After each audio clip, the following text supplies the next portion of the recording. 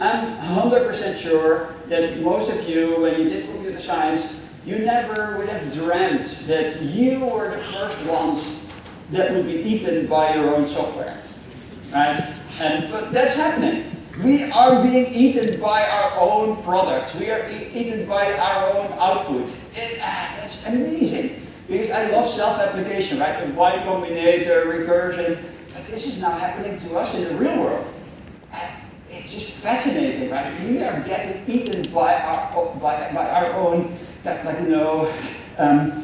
our own code that we write. Fantastic. And then sometimes we compare ourselves to plumbers, but I think the real plumbers are the ones that will probably be around for a long time, while we are already being wiped out. All right. So we all know the AI crisis is coming. We all know people are going to be without jobs soon. But if you are a software developer, if you work in tech, you probably think it's not going to affect you. You probably think it's not going to affect you for some time. You probably think, yeah, I'll be fine. It's going to be okay. Maybe you are a React developer. Maybe you write APIs. Now, here's some maybe unfortunate or maybe positive news if you take it like so. 2 days ago, I was at Yale conference in Sydney, and I heard the director of engineering at Meta, also known as Facebook, talk about advancement in artificial intelligence. And he gave a really, really fascinating talk, and in his prediction, in 1 to 2 years, people won't be writing code anymore. You won't be writing code. Software development as a position is going to look radically different. Being assisted by the models, but things will turn around. It will be that the models are in charge and we are the servants. And this is my bet, that 1 or 2 years from now, we are the servants to the AI masters. And unlike Anton here, I think that is super exciting. I think I've never been as excited in my life for changes in technology. And you might be thinking, well, okay, Dylan, that's pretty quick, 1 to 2 years. I don't think it's going to move that quick. And maybe you are right. But if it's 2 years, if it's 3 years, if it's 4 years, if it's 5, who cares? We all know it's coming. We all know it is coming soon. The question is, are you going to adapt with the times? It's not a question of when it happens. We know it is going to happen, or very likely to happen. You can already look at ChatGPT today and see how good it is at writing software. As I said, I just find this so fascinating to just automate myself away. Now let's look at... So it's time to adapt. It's time to realize that we've been writing, and this is a great analogy he talked about, is it's like we're writing code with the pickaxe. Ding, ding, ding, ding. It's like we're mining with a pickaxe. We're mining with a pickaxe. If you're mining with a pickaxe, it's very slow. You're chipping away at the rock. Bing, bing, bing. Very, very slowly. But what's happening is the bulldozer is being invented. And the bulldozer just comes along. Goes industrial grade strength. Goes straight into the rock and chips away at it. Within seconds, bulldozes the whole rock into smithereens. And that's the best analogy for what's happening right now. We're so good at practicing to chip away, when the next job is going to be sitting in the bulldozer and moving it forward. Now, he did talk about a couple fields, a couple key areas that software developers could move into. And I'm going to show a little video of it now. Switch to the React of tomorrow, you will be you will still have a happy life and you have a fun life. So it's your choice. You take the red pill or the blue pill. I don't mind. I just present you the choice, and it's up to you to take whatever you like. Thank you so much.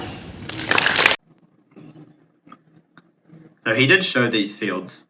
However, it's not going to be the same as before. You're not going to be a React developer. You're not going to be a TypeScript developer. You're not going to be any of those things you spent your entire life practicing, crafting, honing, and learning.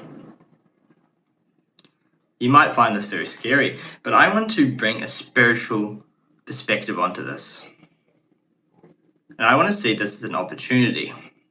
Like what if you've spent your entire life dedicated to doing something in the wrong way, it takes the errors that get that's no longer efficient, practical, or useful? You've spent your entire life deriving your sense of value as a person from these factors. You've derived your value from your job, what you know, your seniority, your position, how well you can communicate to others, how well you can teach others, how well you can know how different things work, your certificates in AWS, knowing how networking works, knowing low level and high level and all these different things. And now you can see that it's moving faster than ever. And you can see that all these things that you thought were you are now being wiped away. The AI will enable the business. Now the business will generate more data that we can use as training data for the AI. AI becomes more powerful, enables the business to grow, generates more training data, and now we have created this virtuous cycle.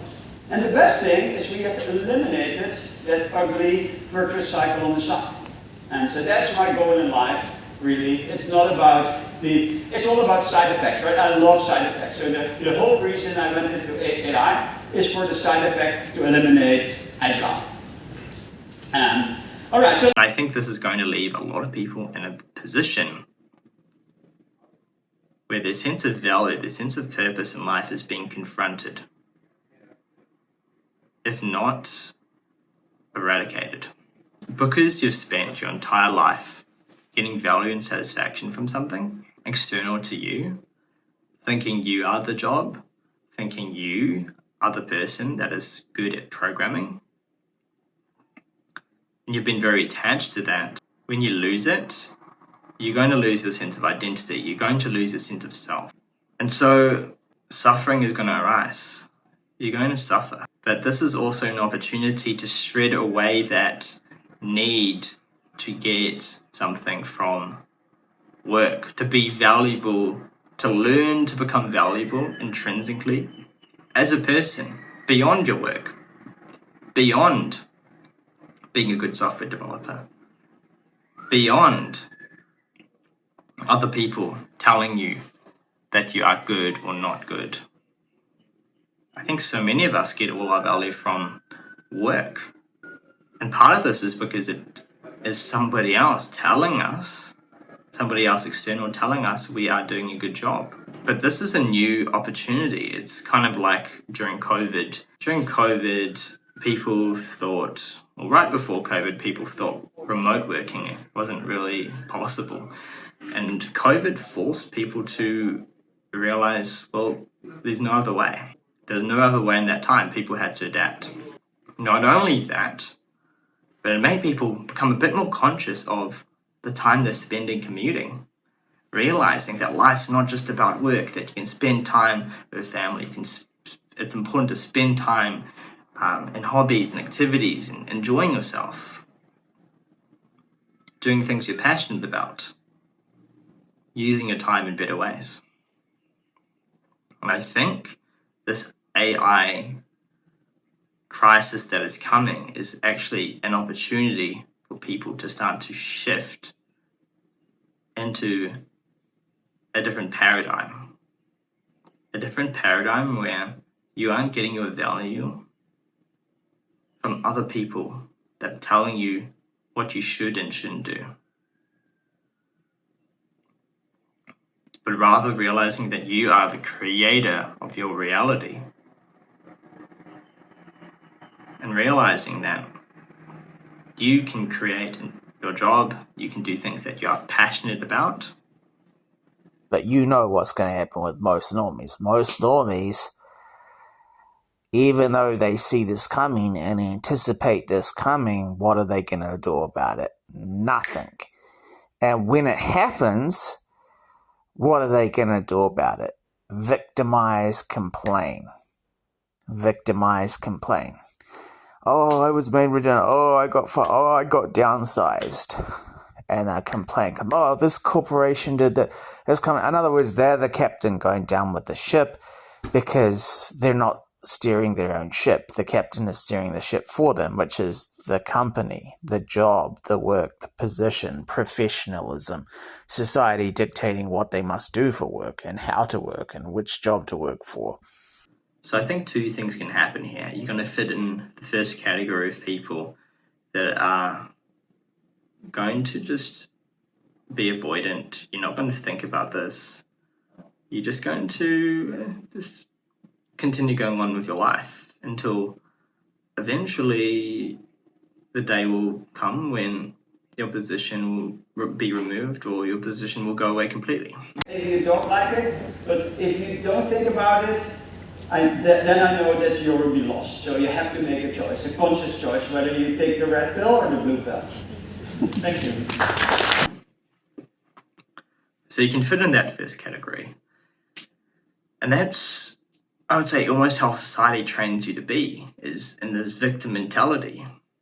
So many people are going to have the day come when they lose their job and they're going to be really sad, upset, angry, feeling vindicated, saying and pointing fingers at everybody else, blaming other people, saying, it wasn't my fault, my job, my company fired me, my company forced me to leave, I didn't have another option. So you can fit in that first camp, or you can realize that we have time, we know what is coming with a good amount of certainty, and we can use this time to prepare ourselves in the ways that we want to prepare ourselves. Now, the way I recommend and the way I'm preparing myself is by shifting into things that I resonate more with, things that I can see myself doing in the future that I'm passionate about, and seeing how I can best use subtle skills and subtle ways of thinking and being creative in creating something that can help and benefit people. Ultimately, one of my missions is to reduce suffering in the world. I've gone through a tremendous amount of suffering, and I want to reduce it in the world as well. And so for me right now, I'm thinking about all the creative ways that I can utilize this skill. Part of it's making videos. Part of it's communicating certain ideas in different ways and thinking. But the key here that I've learned is that when you stop seeing your life's purpose in this linear kind of thing where it's like, I have a job, they give me money, I get my sense of security, my sense of self, my sense of value from this career that I know will go for 10, 20, 30, 40 years in a stable job. When you can get that from within and to learn to create your own path, to realize that, or to drop the need to have a path that's laid out for you, but to realize that you can be this adventurer figuring things out and working out what you can. Because my friend's been sending me all these AI technology links as well. So this AI technology, especially robotic AI technology, is insane, dude. They're going to have cashiers at McDonald's and supermarkets. They only have to pay for $3 a machine. I think it's $3 an hour for a machine to do all the work that a person would do for between $22 to $30, and they're going to pay that machine. The amount that the machine will cost per hour will be $3. You can see it as a very scary thing, but you can also just accept reality for what it is, reality changing.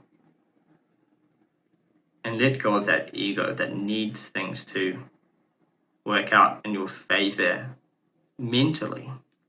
And let go of that ego that needs to feel that security. And allow that to come within, because that's real freedom. If you liked this video, leave a comment, give it a like, or maybe even subscribe. I saw an episode of The Twilight Zone recently, and the aliens had a book, How to Serve Man, and everybody thought, oh, okay, that's how to serve man, but it apparently was a cookbook, how to serve man. So this is what I mean, like when these models automate us, right? It's like, they don't just generate code for us, they generate code for us, right? It's a cookbook for us. And so we will all be gone if we're not careful. But there's a lot of work to do. I already shown you like a little bit of like a different programming language.